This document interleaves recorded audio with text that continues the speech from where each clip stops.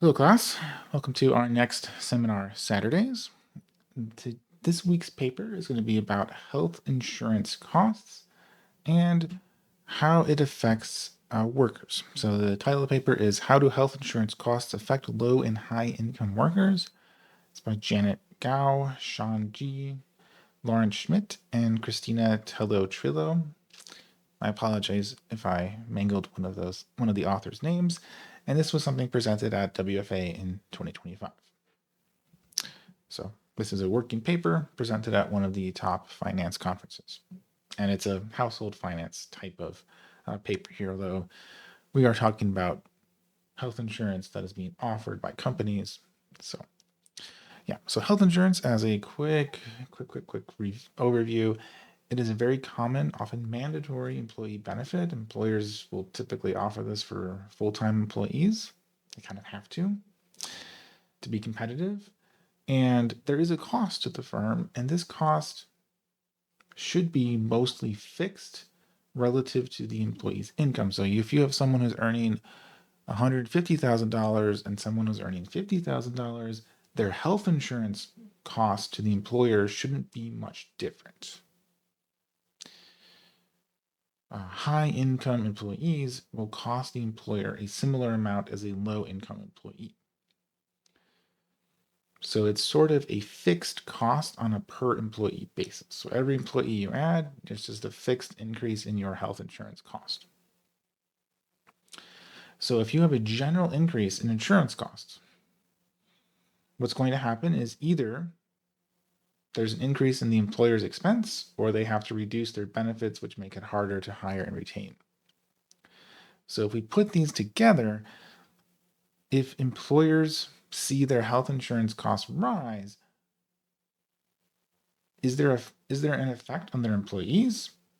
And because of this fixed cost, where the high income employees are not cost the same as the low income employees, are they able to get rid of the low income employees disproportionately if they have higher costs? Because that fixed cost, they'd rather pay for the higher income employees. Presumably, those higher income employees are producing more value for the company. That's why you're paying them more. So we're going to find out. So the empirical setting here is that, well, if you increase insurance premiums, it was a choice, perhaps, there's a lot of regulation, of the insurer. So what the authors need is they need to find something that forces, or at least strongly encourages, the insurance company to raise premiums without also affecting something that affects employment. So like if there's a recession, yeah, they have to raise insurance premiums because there's something going on because of the recession, but also that's going to affect employment. So they got to find something separate from that. So what they do is they look at insurance losses, but not in the same state as the employer, but a different state. So they use the instrumental variable approach of your health insurance company that you have a contract with as the employer, the company. They experience a large loss in different states. So the overall company is experiencing losses elsewhere, but not in your state. They do raise premiums after large losses. There's a few reasons why they need to increase revenue because their expenses went up. They need to make up for the higher expenses. If they have higher losses, maybe they've made a mistake in their calculations. Actuaries, their estimate could have been on the expenses could have been low, so they need to make up. Again, they need to make up the expenses going forward because they know that higher losses are going to happen in the future. And then also because of healthcare regulation requires that they spend out at least 85% of premiums. If they have a large loss, that frees up room for them to raise premiums because they can get a 15% margin on those losses. And with larger losses, you can have more premiums. And so it's also looking at a 3-year window. So if you have a big loss in a year, that can sort of expand the number of premiums, how high you can raise your premiums, because that large loss will apply over those 3 years. Will apply on that window for the next 2 years, right? So that over that 3-year window, a large loss can help you for 3 years before you have to bring premiums back down. There's an exclusionary requirement if you're an instrumental variable, of course, basically that the increase in premiums is driven exclusively by those health insurance losses in other states, not by something else that also was increasing those losses. And it's probably pretty good. I mean, these are losses in different states versus your state. There is one problem for it, though, which is that the employer can choose to switch, right? So if the insurers don't have pricing power here, employers can switch plans to someone who isn't being forced to raise insurance premiums, because this is not a global sort of increase. This is just one health insurance company saying, "Oh, we have to raise premiums this year because we've taken heavy losses elsewhere, and we need to make we have to raise revenue for all the reasons we just went over." But switching is difficult and it's very annoying for the employer. And it's also very annoying for your employees. So it's very rare. And they find that employers are not more likely to switch after an insurer has a large loss. And this would actually result in a low correlation between their instrument of your insurer had large losses in a different state and increases in health insurance costs for you, which would mean you have a weak first stage regression. That is something we can actually test. The correlation part is something that's testable, and it's not weak for them, so they are not worried about this. And indeed, people rarely switch. Companies and organizations don't usually switch insurers just because insurance premiums went up a relatively modest amount. All right, so where do they get their data? Department of Labor gives information about employer health insurance plans. As long as it's a relatively large employer, 100 plus participants, they have to file it to the Department of Labor. Insurance company data, there's a ton of insurance data out there. I have a friend who I've co-authored with. He has a paper on insurance. Like insurance, because of how highly regulated it is, there's a lot of data available about insurance companies, even if they're not publicly traded. So they get it from Centers for Medicare and Medicaid Services for health insurance companies. Insurers are required to report their underwriting performance on a by state and by market basis.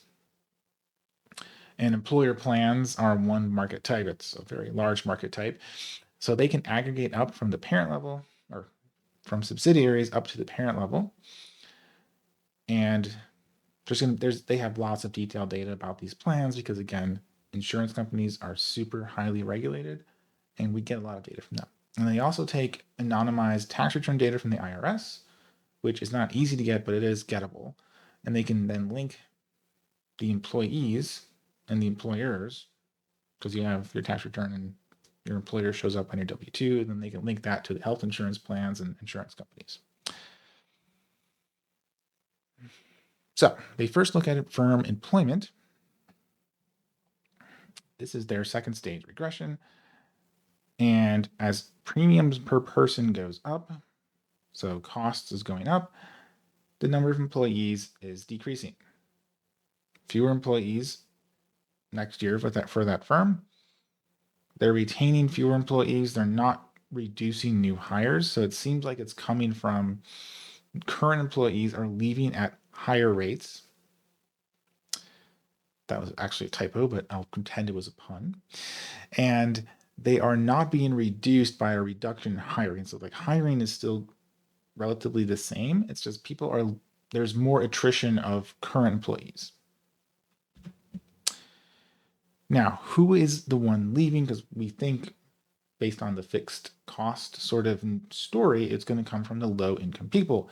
And indeed, there's more separation, more lower and middle income employees leaving, and there's no change, no increase. I think there's actually maybe a decrease in the high income employees leaving. So it's the low income and medium income people who are leaving at higher rates, and it's not among the high income employees. And I don't remember how they divide this, but I always try to remember to flag this. They have to make a choice here about what counts as low income, what counts as medium, what counts as high.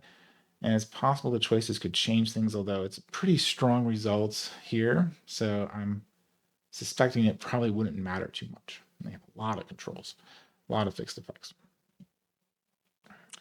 So employment is going to decrease, and it's decreasing just for lower income employees. This is consistent with our fixed cost story about employee income. It doesn't matter. Our health insurance costs are not going to change regardless of how high income or low income our employees are. Meanwhile, a lot of other benefits might change, like retirement benefits. Those go up because things are usually a percentage of income. But this health insurance cost doesn't actually increase as income goes up. But is this driven by the employer initiating it? So they're laying off people, they're firing people at higher rates, or is it because the employees say, nope, we're gone? And the way they're going to try to separate this is to say, well, if the employee chooses to leave, they're a lot more likely to leave if they have another job lined up. You're not going to quit your job voluntarily without having another job ready, or a high expectation that you'll be able to get another job. Maybe it's annoying that your health insurance premiums went up, another $500 this year, but if you don't have another job at all, well, it probably would still increase your health insurance even more if you left and you also don't have a job anymore.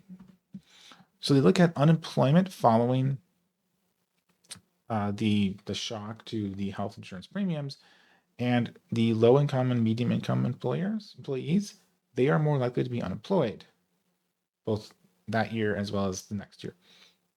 High income employees, no. So it seems like it's more that the employer is probably doing some layoffs, pushing out employees, rather than employees quitting because they're unemployed. The employees don't have jobs. They're probably not leaving voluntarily in that case. What happens to the wages of the employees? If they separate and they have this shock, they experience a decrease in wages. So it's separation and wages dropped. So the wages dropped. So a positive number means wages went down. So the low income, medium income, their wages are going down. Although it's more for the low income when you look at it a year out. But again, you would expect wages to go down if you're unemployed, right? Because unemployment is not a full replacement of an actual job. So again, kind of follows directly from the unemployment and is kind of confirming that, yeah, they didn't have another job lined up. Now, this is only W-2 wages because we are relying on tax returns here.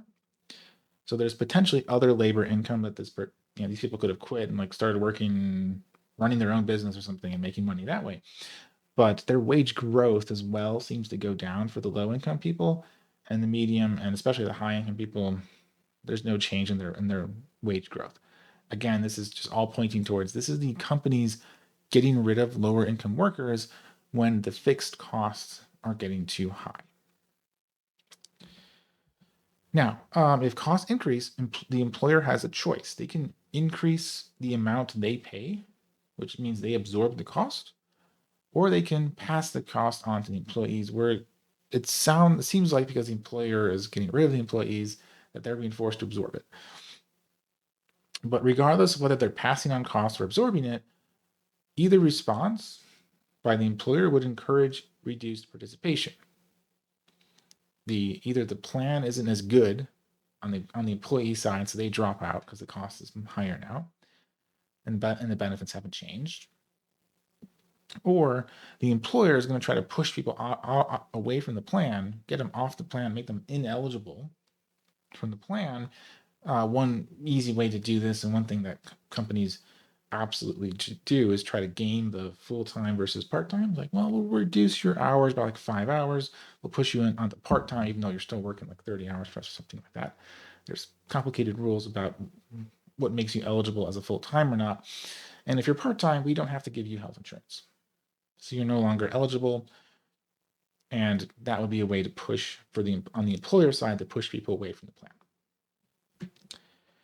And what we find is that, yes, there are fewer people participating as premium goes up. number of participants drops. And it's not just because of layoffs, because if you have all people lay off and not hiring replacements, then there's going to be fewer employees, period. But participants per employee, that ratio goes down as well. So there's just not as many people in the health insurance plan after this. So,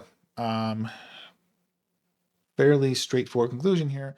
If we have an increase in health insurance costs, that's going to push out lower income employees, probably the employer doing that because their costs have gone up and it's not really worth it for them to have as many lower income employees anymore.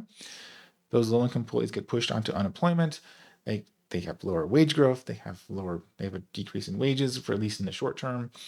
And there's also just lower plan participation, both in absolute terms and in relative terms, once you have that increase. So not only is there's fewer people employed and on the plan, but like the company will push people off the plan to try and save costs.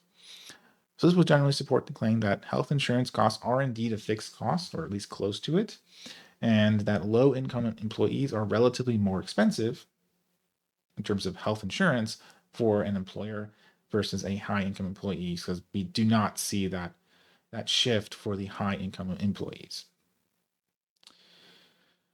And that is everything for this week's paper. It's kind of a very nice and short and concise sort of paper. I did enjoy looking at this. It's another household finance. They seem to be everywhere now in finance. But it did actually touch on actual companies too. So it's like a nice mix of both.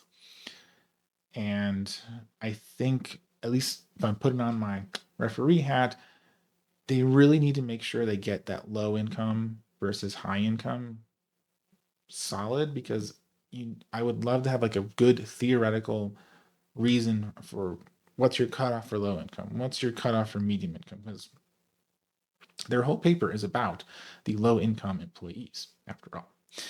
All right, but that's enough about discussing the paper. If you enjoyed, please comment, like, and or subscribe so others can find this video too. And next week we will continue looking at papers from WF.